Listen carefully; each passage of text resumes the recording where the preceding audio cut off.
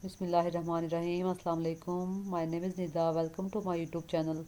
First of all, please follow, share, and subscribe my YouTube channel. Today, our topic is the influence of monetary and fiscal policy on aggregate demand. Aggregate demand. Many factors influence aggregate demand besides monetary and fiscal policy. In particular, desired spending by households and business firms determines the overall demand for goods and services. When desired spending changes, aggregate demand shifts, causing short-term fluctuations in output and employment. Monetary and fiscal policy are sometimes used to offset those shifts and stabilize the economy.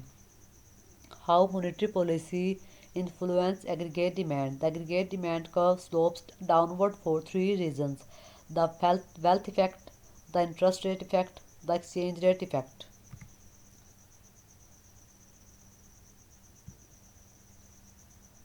For the US economy, the most important reason for the downward slope of the aggregate demand curve is the interest rate effect.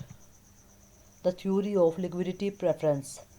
Keynes developed the theory of liquidity preference in order to explain what factors determine the economy's interest rate.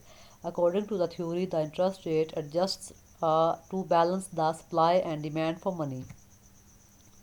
Money supply. The money supply is controlled by the Fed through open market operations, changing the reserve requirements, changing the discount rate. Because it is fixed by the Fed, the quantity of money supply does not depend on the interest rate. The fixed money supply is represented by a vertical supply curve. Money demand. Money demand is determined by several factors. According to the theory of liquidity preference, one of the most important factors is the interest rate. People choose to hold money instead of other assets that offer higher rates of return because money can be used to buy goods and services. The opportunity cost of holding money is the interest that could be earned on interest earning assets. An increase in the interest rate raises the opportunity cost of holding money. As a result, the quantity of money demanded is reduced.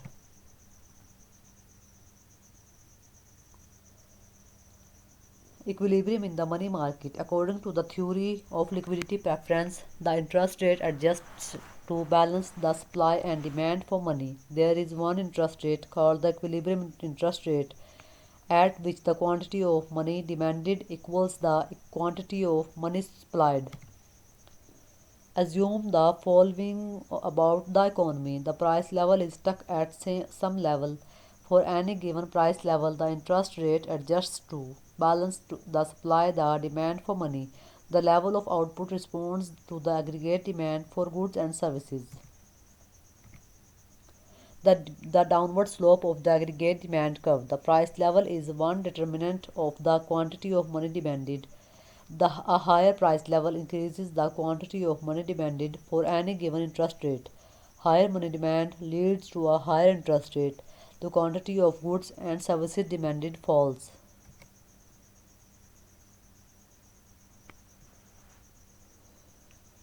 The end result of this analysis is a negative relationship between the price level and the quantity of goods and services demanded. Changes in the money supply. The Fed can shift the aggregate demand curve when it changes monetary policy. An increase in the money supply shifts the money supply curve to the right. Without a change in the money and demand curve, the interest rate falls. Falling interest rates increase the quantity of goods and services demanded.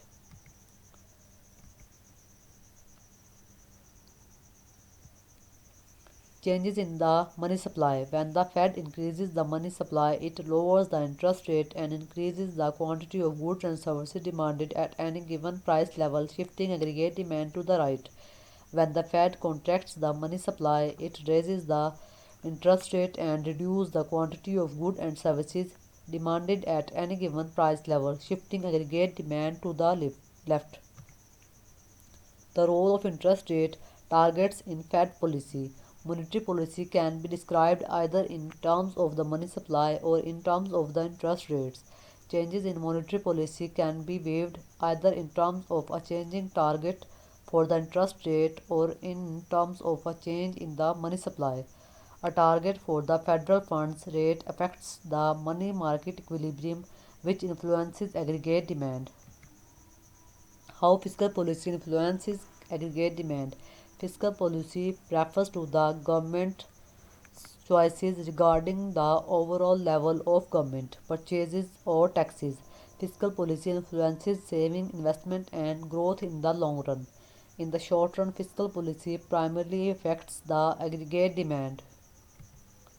Changes in government purchases. When policymakers change the money supply or taxes, the effect on aggregate demand is indirect through the spending decisions of firms or households. When the government alters its shown purchases of goods or services, it shifts the aggregate demand curve directly.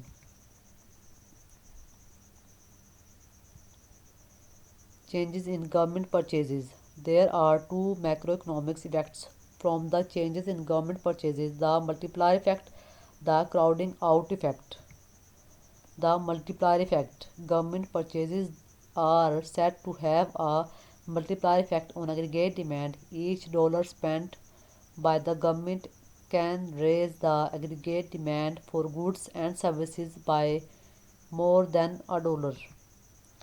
The multiplier effect. The multiplier effect refers to the additional shifts in aggregate demand that result when expansionary fiscal policy increases income and thereby increases consumer spending. At the end, please follow, share, and subscribe my YouTube channel. Thank you. Allah Hafiz.